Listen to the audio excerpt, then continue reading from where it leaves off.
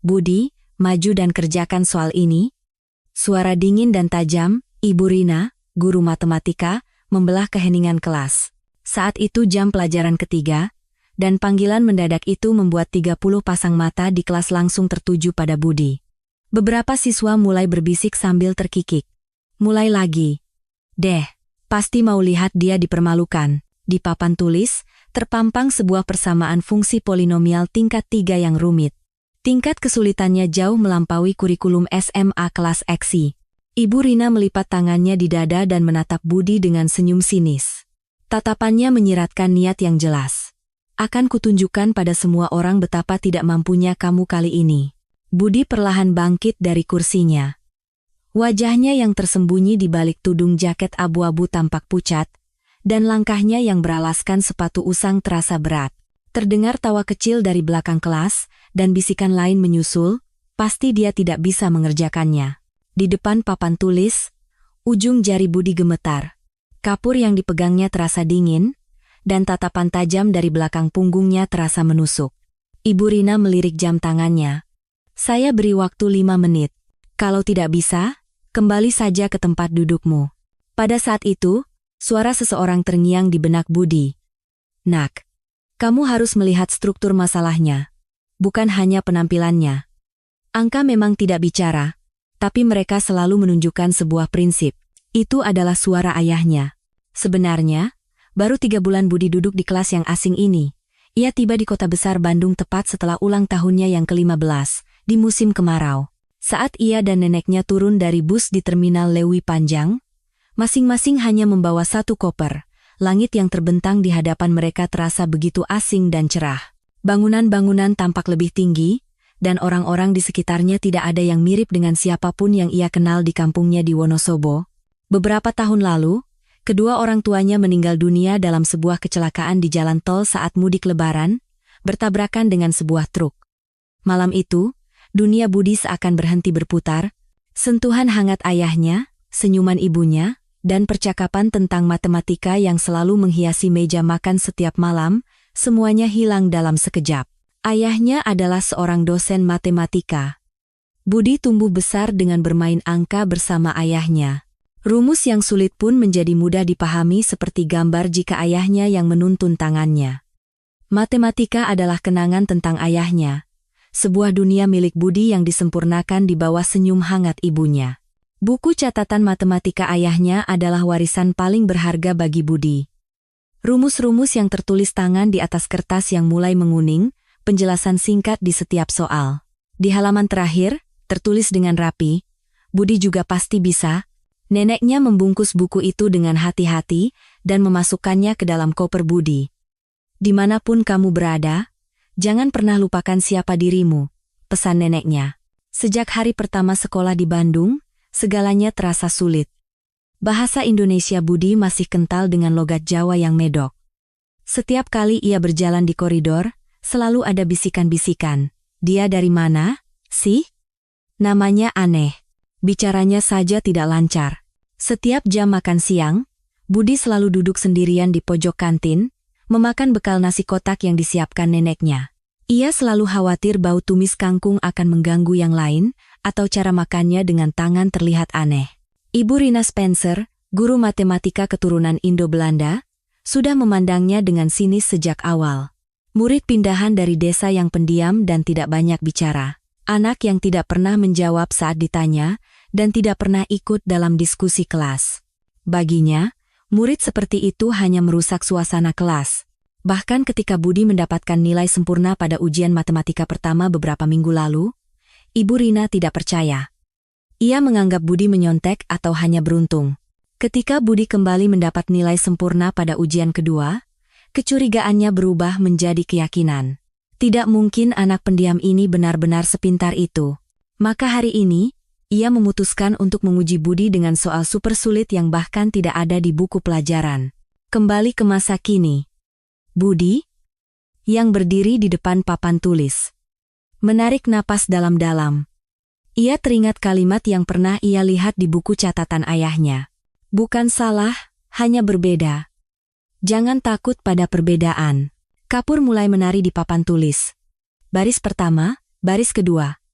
Angka-angka mulai mengalir dari ujung jari Budi. Suasana kelas perlahan menjadi hening. Suara kikikan menghilang, dan senyum sinis di wajah Ibu Rina perlahan memudar. Budi tidak berhenti. Ia memfaktorkan fungsi polinomial, mencari diskriminan, dan menggunakan teorema Vieta untuk menyelesaikannya langkah demi langkah. Di kepalanya, suara ayahnya seakan bergema. Budi, matematika itu bahasa? Angka akan mewakili hal-hal yang tidak bisa kamu ucapkan. Setelah menulis baris terakhir, Budi meletakkan kapur. Ia berbalik dan tatapannya bertemu dengan Ibu Rina. Tanpa berkata apa-apa, Ibu Rina mendekati papan tulis dan mulai memeriksa pekerjaan Budi satu persatu. Ekspresinya perlahan berubah.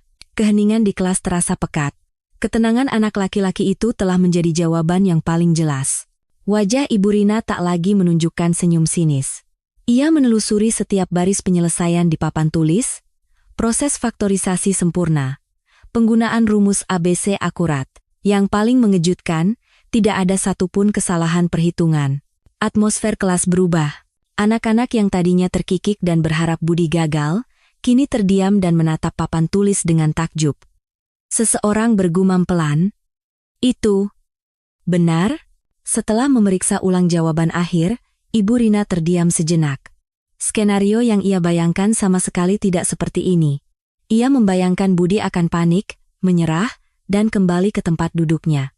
Dengan begitu, ia bisa menyimpulkan bahwa nilai-nilai sempurna Budi selama ini hanyalah keberuntungan. Namun, yang terpampang di papan tulis adalah jawaban yang sempurna. "Budi." Ibu Rina akhirnya membuka suara. "Apa kamu pernah melihat soal ini sebelumnya?" Budi menggeleng. Masih sulit baginya untuk menjelaskan dalam bahasa Indonesia yang lancar, tapi ia menjawab dengan hati-hati, "Tidak, Bu. Baru pertama kali." "Lalu, dari mana kamu belajar cara ini?" Budi ragu sejenak. Ia ingin menceritakan tentang ayahnya, tapi terlalu rumit untuk dijelaskan. Jadi, ia hanya menjawab singkat. "Dari buku, Bu." Tatapan Ibu Rina menjadi lebih dingin, ia yakin Budi berbohong. Soal setingkat ini tidak mungkin ditemukan di buku pelajaran SMA, bahkan di buku referensi biasa sekalipun. "Bisa sebutkan buku apa?" Budi bingung. Ia tidak mungkin mengatakan itu dari buku catatan ayahnya. Benda itu terlalu pribadi dan berharga. Jadi, ia hanya menunduk. "Saya lupa, Bu." Ibu Rina mencibir dalam hati. Sudah kuduga, dia berbohong. Ia menatap Budi dan berkata dengan dingin, "Kembali ke tempat dudukmu. Minggu depan kita coba lagi dengan soal yang lain." Kata-katanya menyiratkan makna yang jelas, "Mungkin kali ini kamu beruntung, tapi lain kali tidak akan bisa." Budi kembali ke tempat duduknya dalam diam. Sepanjang sisa pelajaran, bisikan-bisikan terdengar di telinganya. Benar dia yang mengerjakan? Aneh, kan? Pasti dia sudah tahu soalnya dari mana. Saat jam makan siang, reaksi teman-temannya menjadi lebih terang-terangan. Ketika Budi duduk sendirian di meja pojok kantin, sekelompok anak sengaja lewat dan berbicara dengan suara keras. "Hebat, ya. Ngomong saja medok, tapi matematikanya jago. Menurutku sih dia nyontek. Atau dia sudah tahu soalnya duluan. Pasti begitu. Mana mungkin anak kampung bisa mengerjakan soal seperti itu." Budi mengunyah nasi dan tempe orek buatan neneknya, sambil mendengarkan semua itu. Tenggorokannya terasa tercekat, tapi ia tidak mengatakan apa-apa. Atau lebih tepatnya, tidak bisa mengatakan apa-apa. Sore itu di koridor, seseorang menabrak bahu Budi dengan sengaja. Saat ia menoleh, ternyata itu adalah Jason. Anak paling populer di kelas yang bertubuh tinggi dan bersuara keras. Benar kamu yang mengerjakan soal tadi?" Budi mengangguk. "Tidak mungkin. Coba kerjakan ini kalau bisa." Jason mengeluarkan ponselnya dan menunjukkan soal matematika rumit yang ia temukan di internet. Anak-anak lain mulai berkerumun. "Ayo, jenius. Ini pasti gampang buatmu. Kerjakan sekarang." Budi menatap layar ponsel. Itu adalah soal kalkulus diferensial, tapi ia merasa bisa mengerjakannya jika diberi waktu. Namun, ia menggelengkan kepala. Ia tidak ingin membuktikan dirinya dengan cara seperti ini. Tidak bisa. Tuh, kan? Sudah kuduga dia bohong. Seru Jason sambil tertawa terbahak-bahak. Yang tadi itu cuma keberuntungan. Anak-anak lain ikut tertawa. Budi diam-diam meninggalkan kerumunan itu, diiringi suara tawa yang menusuk punggungnya. Malam itu, Budi duduk di meja belajarnya dan membuka kembali buku catatan ayahnya. Aroma khas kertas tua menguar. Sambil menyentuh ujung buku yang sudah usang karena sering dipegang ayahnya, ia berbisik dalam hati, "Ayah, kenapa ini begitu sulit? Matematika itu mudah, tapi kenapa manusia begitu rumit?" Neneknya masuk membawa segelas susu hangat dan menepuk punggung cucunya dengan lembut. "Budi, kamu tidak salah. Mereka hanya belum mengenalmu." Budi mengangguk. Ia membaca kembali sebuah kalimat di buku catatan itu, kebenaran akan selalu dibuktikan oleh waktu. Jangan terburu-buru, tetaplah berjalan di jalanmu dengan tekun. Di luar jendela, angin malam berembus dingin. Tapi di dalam hati Budi, ada sebuah percikan api kecil yang tidak padam. Keyakinan bahwa suatu hari nanti, ia bisa menunjukkan siapa dirinya yang sebenarnya. Keesokan paginya, suasana di sekolah terasa berbeda. Tatapan anak-anak yang ia temui di koridor semakin tajam, dan beberapa dari mereka terang-terangan berbisik. "Itu anak yang kemarin. Aneh banget, kan? Bicaranya saja susah. Jangan-jangan gurunya yang kasih bocoran." Di depan mading sekolah, beberapa siswa berkumpul. Seseorang telah menulis coretan dengan spidol biru. "Ini Indonesia. Cara kampungmu tidak berlaku di sini." Hati Budi terasa perih membaca tulisan itu. Ini bukan sekadar lelucon, melainkan pesan yang penuh dengan kebencian. Beberapa anak di sekitarnya terkikik melihat tulisan itu. Dia orang Jawa? Atau Sunda? Entahlah. Pokoknya anak daerah. Budi menunduk dan berjalan melewati kerumunan itu tanpa suara. Namun, di ujung koridor, seseorang menabrak bahunya lagi. "Woi, kalkulator. Benar kamu yang mengerjakan soal kemarin?" Ia menoleh dan melihat Bima, teman sekelasnya yang bertubuh besar dan kasar. Di sebelahnya, teman-temannya sudah siap mengejek. "Katanya kamu mengerjakannya tanpa contekan. Siapa yang percaya? Pakai sihir ya?" Ejekan yang sengaja dikeraskan itu membuat siswa lain tertawa. Budi terus berjalan, tapi Bima mengikutinya. "Woi, jangan pura-pura tuli. Aku bicara padamu. Kamu nyontek dari mana kemarin?" Budi tetap diam. Suara Bima semakin keras. "Tidak dengar? Kamu tidak mengerti bahasa Indonesia?" Saat itu, seorang siswa lain yang lewat mencoba menenangkan Bima. "Sudah, ada guru." Bima menatap Budi dengan tajam sekali lagi sebelum pergi bersama teman-temannya. Budi menarik napas dalam-dalam di koridor yang sepi. Di kantin, hal yang sama terulang. Saat Budi hendak menuju meja pojok biasanya, sekelompok siswa memandangnya dan berbisik. "Anak itu aneh banget. Cuma jago matematika, yang lain payah, robot ujian, kali. Anak daerah kan biasanya begitu? Belajar melulu." Kata-kata itu terdengar jelas, tapi Budi hanya menunduk dan menelan makanannya dengan susah payah. Nasi kotak buatan neneknya terasa sulit ditelan. Tiba-tiba, seseorang duduk di hadapannya. Budi mengangkat kepala dan melihat Ryan, teman sekelasnya. Ryan adalah seorang keturunan Tionghoa Indonesia yang sama pendiamnya seperti Budi. Ryan melirik sekeliling sebelum berbisik, "Tulisan di mading tadi, sudah aku hapus." Budi menatap Ryan dengan kaget. "Aku juga pernah mengalami hal serupa," lanjut Ryan sambil menghindari tatapan Budi. "Waktu SD, teman-teman mengejek bau bekalku. Waktu SMP, mereka pura-pura tidak bisa mengucapkan namaku dengan benar." Budi tidak tahu harus berkata apa. Ia hanya menunduk kecil. "Tapi ada satu hal yang harus kamu tahu," bisik Ryan lebih pelan. "Di sini, kamu tidak bisa diam saja. Mereka akan semakin meremehkanmu. Kadang, kamu harus melawan." Ryan tersenyum canggung lalu perlahan bangkit. "Aku lihat caramu mengerjakan soal kemarin. Keren banget. Lihat, kan, ekspresi Burina?" Beliau kaget sekali. Setelah mengatakan itu, Ryan meninggalkan kantin. Budi termenung, merenungkan kata-kata Ryan. Sore itu, sepulang sekolah, Budi menyaksikan pemandangan lain. Di mading yang sama, seseorang telah menulis coretan baru. "Kalkulator dari kampung." Budi mengepalkan tangannya. Amarah membuncah, namun di saat yang sama, ia merasakan kesedihan yang mendalam. Ia sadar, sekeras apapun ia membuktikan kemampuannya, orang-orang hanya akan melihatnya sebagai orang asing dari daerah lain, bukan sebagai individu. Dalam perjalanan pulang, Budi mengeluarkan buku catatan ayahnya dari tas. Ia membaca kembali bab yang berjudul, Sikap dalam Belajar Matematika. Matematika adalah bahasa. Angka akan mewakili hal-hal yang tidak bisa kamu ucapkan.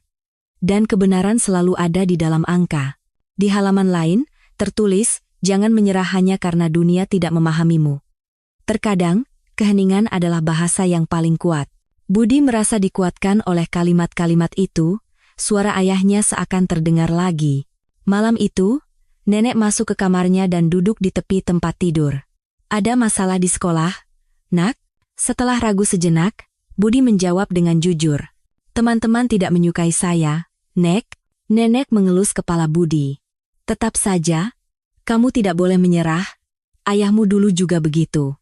Waktu dia mengambil S2 di Jakarta, banyak orang meremehkannya karena dia dari desa. Tapi akhirnya, dia berhasil mendapatkan pengakuan. Bagaimana caranya, Nek? Dengan tekun melakukan pekerjaannya. Karena kata-kata tidak mempan, dia menunjukkannya dengan kemampuan. Budi mengangguk. Dalam hati, ia bertekad. Minggu depan, saat Bu Rina memberikan soal lain, aku akan menunjukkannya dengan lebih meyakinkan. Di luar, bintang-bintang berkelip. Langit malam di kota asing ini, tapi bintang tetap memancarkan cahaya yang sama dimanapun. Sambil menatap bintang, Budi teringat ayahnya. Ayah, minggu depan akan kutunjukkan siapa aku sebenarnya. Akhir pekan berlalu, dan hari Senin pun tiba. Budi nyaris tidak bisa tidur semalam. Ia tahu, hari ini Bu Rina akan memberikan soal lain yang dijanjikannya. Sambil menyantap sayur sop yang dimasak neneknya pagi-pagi, Budi menguatkan hatinya. Hari ini akan berbeda, Nek. Apanya yang berbeda? Kali ini, aku akan benar-benar menunjukkan siapa diriku. Nenek tersenyum sambil menepuk bahu Budi. Dasar, sifatmu sama persis seperti ayahmu. Tidak banyak bicara, tapi hatinya kuat. Setibanya di sekolah, suasananya sudah berbeda dari minggu lalu. Tatapan teman-temannya kini dipenuhi rasa penasaran dan antisipasi. Semua orang bertanya-tanya apa yang akan terjadi di kelas matematika hari ini. Jam pertama dan kedua berlalu. Akhirnya, tiba saatnya jam pelajaran ketiga. Saat Bu Rina masuk, kelas langsung hening. Di tangannya ada setumpuk kertas tebal. Hari ini, kita akan mengadakan evaluasi khusus. Bu Rina mulai menulis soal yang sangat rumit di papan tulis. Kali ini jauh lebih sulit dari minggu lalu, sebuah soal gabungan antara kalkulus dan geometri analitik.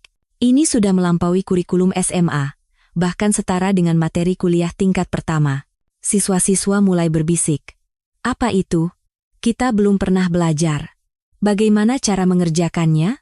Setelah selesai menulis, Bu Rina memandang seisi kelas. Dan seperti yang diduga, ia memanggil Budi. Budi, maju dan kerjakan soal ini. Kali ini, suasananya berbeda. Tidak ada lagi kikikan yang mengharapkan kegagalan, yang ada hanyalah rasa penasaran. Bahkan beberapa siswa bergumam serius. Apa dia benar-benar bisa? Budi perlahan bangkit. Kali ini ia tidak gemetar. Hatinya justru terasa tenang. Saat berdiri di depan papan tulis dan menatap soal itu, suara ayahnya terdengar di benaknya. Budi, soal yang terlihat rumit sebenarnya hanyalah gabungan dari soal-soal kecil. Uraikan satu persatu. Budi mengambil kapur. Ia mulai memecah soal itu menjadi bagian persamaan diferensial dan bagian interpretasi geometris. Ia teringat tipe soal serupa yang pernah ia lihat di buku catatan ayahnya. Ia mulai menulis baris pertama. Kali ini, sambil mengerjakan, ia sesekali bergumam dalam bahasa Jawa halus, bahasa ibunya. Yen diturun ke dadi ngene, terus disubstitusi, kalau diturunkan jadi begini, lalu disubstitusi. Bu Rina terkejut melihat Budi berbicara sendiri. Minggu lalu ia mengerjakannya dalam diam, tapi kali ini ia seperti sedang berdiskusi dengan seseorang. Budi terus menuliskan rumus di papan tulis. Perhitungan integral yang rumit ia selesaikan dalam kepala, dan untuk bagian interpretasi geometris, ia bahkan menggambar sketsa sederhana untuk menjelaskannya. Seluruh siswa di kelas semakin fokus memperhatikan. Sekitar 20 menit kemudian, Budi menuliskan jawaban akhir dan meletakkan kapur. Untuk pertama kalinya, ia berbalik dan menatap seluruh kelas. Semua mata tertuju padanya, tapi kali ini bukan tatapan mengejek. Bu Rina mendekati papan tulis. Ia memeriksa setiap baris, setiap perhitungan, dan jawaban akhirnya. Beberapa menit kemudian, ia mengangkat kepala. Sempurna. Kelas hening sejenak. Lalu, seseorang mulai bertepuk tangan pelan. Itu Ryan. Kemudian, satu persatu siswa lain ikut bertepuk tangan. Bu Rina menatap Budi. Budi, soal ini saya pelajari saat saya kuliah tingkat 2. Bagaimana kamu bisa mengerjakannya? Kali ini, Budi menjawab dengan percaya diri. Ayah saya yang mengajari, Bu. Beliau dulu seorang dosen matematika. Begitu rupanya. Sekarang saya paham. Bu Rina berhenti sejenak, lalu melanjutkan, saya minta maaf karena telah meragukanmu minggu lalu. Saya telah salah menilaimu. Budi mengangguk dan kembali ke tempat duduknya dalam diam. Namun kali ini, yang terdengar dari belakang punggungnya bukan lagi cemoohan, melainkan kekaguman. Hebat sekali. Soal seperti itu diselesaikan tanpa coretan. Dia jauh lebih pintar dari kita. Saat jam makan siang, terjadi sesuatu yang tidak biasa. Ryan menghampirinya, dan di belakangnya ada Sarah, ketua klub matematika. Budi, mau makan bareng kami? Tanya Sarah sambil tersenyum. Budi menatap mereka dengan heran. Minggu depan ada Olimpiade Sains tingkat kota. Kami sedang mencari perwakilan sekolah. Apa kamu tertarik? Budi ragu sejenak, lalu mengangguk kecil. Saya mau. Sore itu, untuk pertama kalinya, Budi tidak berjalan sendirian di koridor. Ryan dan Sarah berjalan di sisinya, menjelaskan tentang Olimpiade. Tatapan siswa lain pun telah berubah. Dalam perjalanan pulang, Budi menyentuh buku catatan ayahnya di dalam tas dan berpikir. Akhirnya, orang-orang mulai melihatku. Dan sekarang, kesempatan untuk menunjukkan kemampuannya pada dunia telah tiba. Malam itu, ia menceritakan semua yang terjadi pada neneknya. Bu guru minta maaf, Nek. Dan aku akan ikut Olimpiade Matematika. Nenek menggenggam tangan Budi. Ayahmu di surga pasti bangga sekali. Ini baru permulaan, ya. Budi mengangguk. Benar. Ini baru permulaan. Kabar tentang partisipasi Budi dalam Olimpiade Matematika tingkat kota menyebar dengan cepat, mengubah cara pandang orang-orang terhadapnya sekali lagi. Kali ini, tatapan mereka bukan lagi ejekan, melainkan penuh harapan dan ketertarikan. Siswa yang ia temui di koridor kadang menyapanya, bagaimana persiapan Olimpiadenya, bahkan anak-anak seperti Bima tidak lagi mengganggunya. Setiap sore, ruang klub matematika menjadi tempat persiapan khusus. Sarah membawa setumpuk buku soal-soal tahun sebelumnya, tebalnya seperti 3 buku pelajaran. Ryan mencetak soal-soal sulit dari internet, dan Budi membagikan tipe-tipe soal serupa yang ia temukan di buku catatan ayahnya. Wah, ada cara pendekatan seperti ini. Ya? Kata Sarah takjub melihat cara Budi menyelesaikan soal. Sangat berbeda dari yang kita pelajari. Sepertinya lebih efisien. Ryan mengangguk setuju. Langkah perhitungannya jauh lebih sederhana. Untuk pertama kalinya, Budi merasakan kebahagiaan berbagi ilmu dengan orang lain. Waktu-waktu yang ia habiskan bersama ayahnya kini berlanjut menjadi momen berharga bersama teman-temannya. Namun, tidak semua pandangan bersifat positif. Di antara beberapa orang tua murid, beredar gosip yang berbeda. Anak pindahan itu yang mewakili sekolah kita? Bagaimana dengan anak-anak kita yang sudah lama di sini? Rasanya tidak adil. Rumor itu sampai juga ke telinga Budi. Suatu sore, ia tidak sengaja mendengar percakapan beberapa ibu-ibu di toilet. Anak itu pasti sudah belajar matematika tingkat lanjut di kampungnya. Titik awalnya sudah berbeda dengan anak-anak kita. Benar. Tidak masuk akal menyuruh anak kita bersaing dengan yang seperti itu. Budi mengepalkan tangannya di dalam bilik toilet. Tapi kali ini, ia tidak merasa terintimidasi seperti dulu. Sebaliknya, hatinya menjadi lebih kuat. Kalau begitu, akan kubuktikan dengan lebih jelas lagi. Seminggu sebelum Olimpiade, Ibu Rina memanggil Budi ke ruang konseling. Budi, saya akan jujur. Level perwakilan dari sekolah lain tidak main-main. Kalau kamu merasa terbebani, Tidak apa-apa untuk mundur. Budi menjawab dengan tegas, saya mau mencobanya, Bu. Ibu Rina terkejut melihat sorot mata Budi. Anak ini bukan lagi anak pemalu dan tertekan yang ia temui beberapa bulan lalu. Budi yang sekarang memang pendiam, tapi memiliki tekad yang kuat. Baiklah, mari kita persiapkan sisa waktu seminggu ini dengan maksimal. Malam sebelum Olimpiade, Budi membaca kembali buku catatan ayahnya dari awal sampai akhir. Begitu banyak rumus, metode penyelesaian masalah, dan catatan kecil dari ayahnya. Ketika sampai di halaman terakhir, ia menemukan tulisan kecil yang belum pernah ia lihat sebelumnya. Matematika bukanlah sesuatu yang dilakukan sendiri. Suatu saat nanti, kamu akan berbagi apa yang telah kamu pelajari dengan orang lain. Bersiaplah untuk saat itu. Budi tersenyum membaca kalimat itu. Ayah sudah tahu, ya, bahwa suatu hari nanti, ia akan belajar matematika bersama orang lain. Neneknya datang membawakan teh madu hangat. Besok semuanya berakhir, ya. Bukan, Nek. Besok adalah awal yang baru.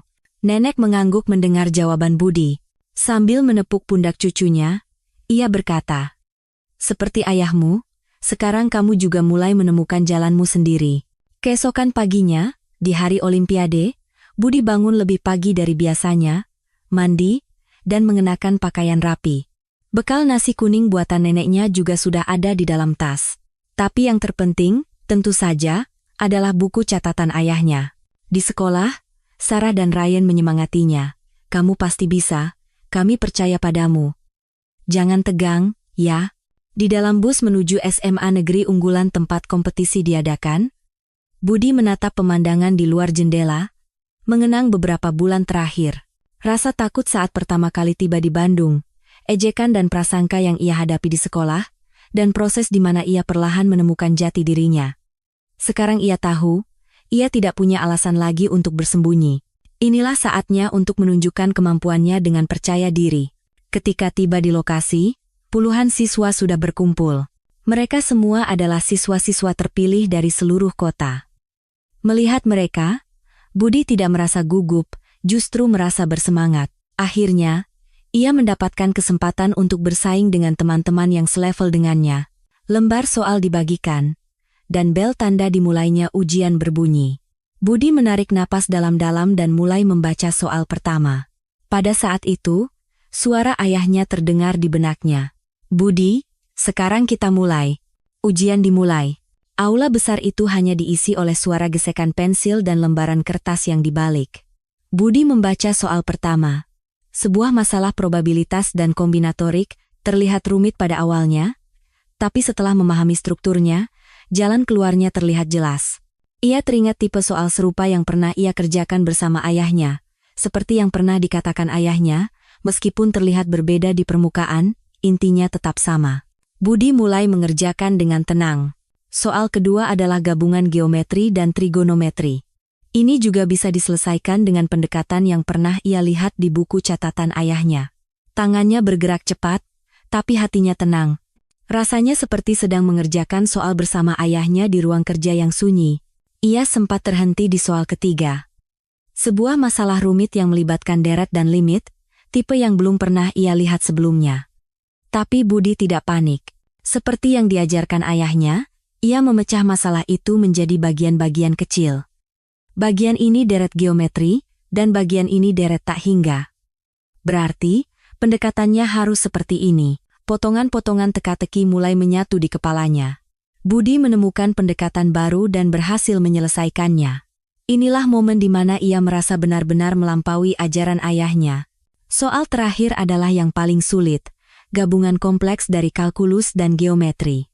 Terdengar helaan napas dari sekelilingnya, dan beberapa siswa bahkan sudah meletakkan pena mereka. Tanda menyerah, tapi Budi tidak menyerah.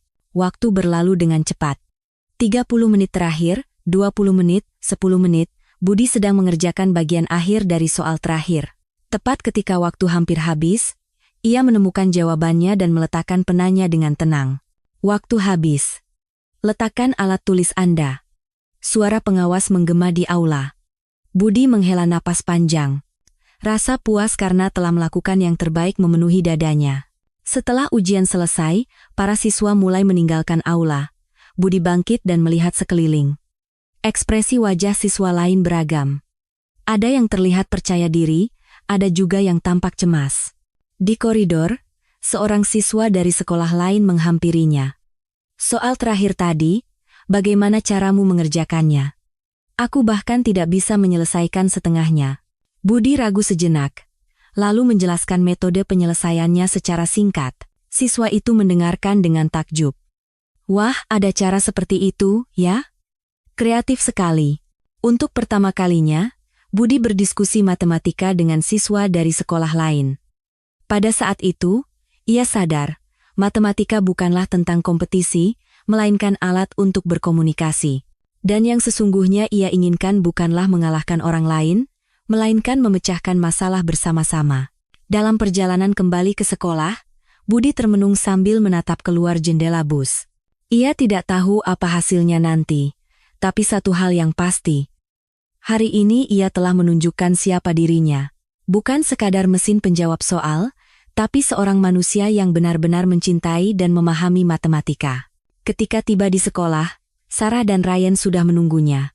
"Bagaimana? Sulit?" Budi tersenyum. "Seru sekali." "Seru?" tanya Ryan heran. "Iya. Untuk pertama kalinya, aku merasa mengerjakan soal yang sepadan. Dan aku juga sempat bicara dengan siswa dari sekolah lain, mereka semua sangat suka matematika. Aku baru tahu ada banyak orang sepertiku." Sarah mengangguk. "Tentu saja. Kamu tidak sendirian, Budi." Saat menceritakan pengalamannya pada nenek di rumah, suara Budi penuh semangat. Ia menjelaskan struktur soalnya, metode yang ia gunakan, dan bagaimana siswa-siswa lain. "Nek, sepertinya aku sekarang tahu." "Tahu apa, Nak? Kenapa aku suka matematika? Bukan karena ingin mengikuti jejak ayah, tapi karena aku memang benar-benar menyukainya." Nenek menatap wajah cucunya dan tersenyum. Cucunya yang beberapa bulan lalu begitu tertekan dan ketakutan, kini telah tumbuh menjadi seorang pemuda yang percaya diri. Malam itu, Budi membuka buku catatan ayahnya, lalu membuka halaman baru dan mulai menulis sesuatu. Itu adalah metode penyelesaian baru yang ia temukan saat Olimpiade tadi. Sebuah metode yang ia kembangkan sendiri berdasarkan ajaran ayahnya. Di baris pertama, ia menulis, "Catatan Matematika Budi, 2025. Rasanya ia mulai bersiap untuk menjadi ayah bagi seseorang suatu saat nanti. Untuk hari di mana ia akan meneruskan apa yang telah ia pelajari kepada generasi berikutnya. Pengumuman hasil baru akan keluar seminggu lagi, tapi bagi Budi, itu tidak lagi penting. Apa yang telah ia tunjukkan dan sadari hari ini adalah kemenangan yang sesungguhnya." Seminggu berlalu. Hari pengumuman tiba. Budi berangkat ke sekolah seperti biasa, hatinya terasa tenang. Apapun hasilnya, ia tahu perubahan besar telah terjadi dalam dirinya. Menjelang akhir jam ketiga, terdengar pengumuman dari ruang guru.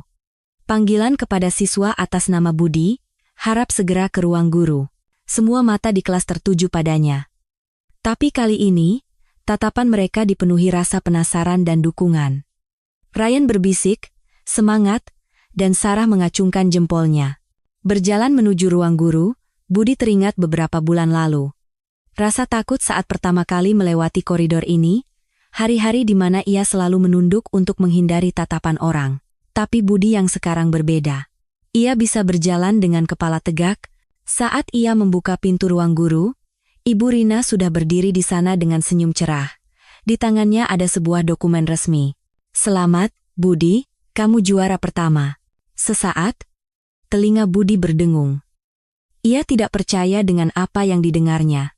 Ibu Rina melanjutkan, "Nilai sempurna. Kamu satu-satunya peserta dengan nilai sempurna." "Luar biasa." Budi perlahan mengangguk. Perasaannya lebih dari sekadar bahagia, ada sebuah kelegaan yang aneh, seolah ia baru saja menyelesaikan perjalanan panjang dan akhirnya tiba di rumah. Kemudian, Ibu Rina mengeluarkan surat lain.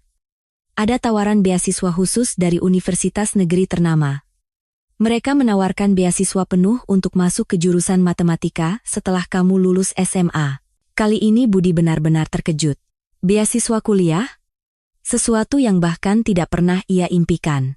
"Benar, Bu, tentu saja."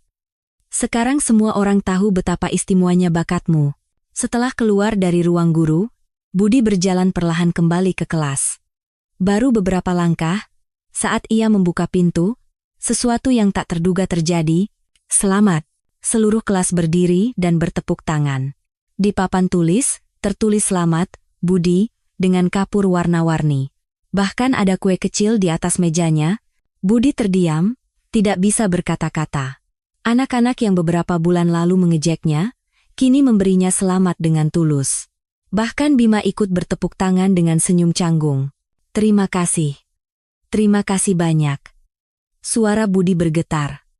Ia tidak pernah membayangkan momen seperti ini akan datang. Jam makan siang membawa kejutan lain. Meja pojok yang biasanya ia tempati sendirian kini penuh. Tidak hanya Sarah dan Ryan, tapi juga siswa dari kelas lain datang untuk memberinya selamat. Keren banget. Kamu bikin bangga sekolah kita. Nanti kalau sudah terkenal, minta tanda tangan, ya. Kalau ada PR matematika yang susah, boleh tanya, kan? Budi tersenyum mendengar semua itu. Tapi yang paling berkesan adalah perkataan seorang adik kelas yang mendekatinya dengan malu-malu. Ia juga seorang siswa pindahan dari daerah lain. Kak, apa aku bisa seperti kakak? Aku juga suka matematika, tapi aku tidak percaya diri. Budi menatap anak itu dan berkata dengan hangat, tentu saja bisa. Aku juga awalnya takut. Yang penting jangan menyerah. Pada saat itu, Budi sadar, ia kini telah menjadi harapan bagi seseorang. Dan itu adalah hadiah terbesar dari semuanya. Perjalanan pulang terasa ringan. Di dalam tasnya ada piala dan surat beasiswa, tapi yang lebih berharga adalah kehangatan yang memenuhi hatinya. Setibanya di rumah, nenek sudah menunggunya di teras. Pihak sekolah rupanya sudah menelepon, dan mata neneknya tampak berkaca-kaca. Cucuku berhasil, ya, Nek. Budi memeluk neneknya erat. Air mata yang selama ini ia tahan akhirnya tumpah. Air mata kebahagiaan dan kelegaan atas semua yang telah ia lalui. Saat makan malam, nenek memasak opor ayam kesukaan Budi. Sambil makan, nenek berkata, ayahmu di surga pasti bahagia sekali. Kamu sudah benar-benar dewasa sekarang. Ini semua berkat nenek. Tanpa nenek, aku tidak akan bisa sampai di sini. Nenek menggeleng. Tidak. Semua ini hasil usahamu sendiri. Nenek hanya menemanimu. Malam itu, Budi membaca kembali buku catatan ayahnya dengan perlahan. Ketika sampai di halaman terakhir, ia membuka buku catatannya sendiri yang baru. Ia mulai menulis, hari ini, untuk pertama kalinya aku sadar. Matematika bukan dilakukan sendirian, dan berbagi apa yang telah kupelajari dengan orang lain, adalah makna yang sesungguhnya. Ia berhenti menulis dan menatap keluar jendela. Musim semi telah tiba. Tunas-tunas baru mulai bermunculan di dahan pohon, dan bintang-bintang di langit malam masih berkelip di tempat yang sama. Budi berbisik pelan, ayah, sekarang aku siap menjadi guru bagi seseorang. Berikutnya, aku yang akan menjadi buku catatan bagi orang lain. Angin yang berembus dari jendela terasa hangat, seolah restu dari ayahnya. Budi tersenyum, menutup buku catatannya, dan bersiap tidur dengan penuh harapan untuk hari esok. Perjalanan yang panjang dan sulit telah berakhir, dan kini, sebuah awal yang baru menantinya. Anak laki-laki yang memulai perjalanannya dengan berbicara melalui angka, kini telah tumbuh menjadi seorang pemuda yang mampu berkomunikasi dengan hati. Dan ceritanya bukanlah sebuah akhir, melainkan sebuah permulaan yang baru.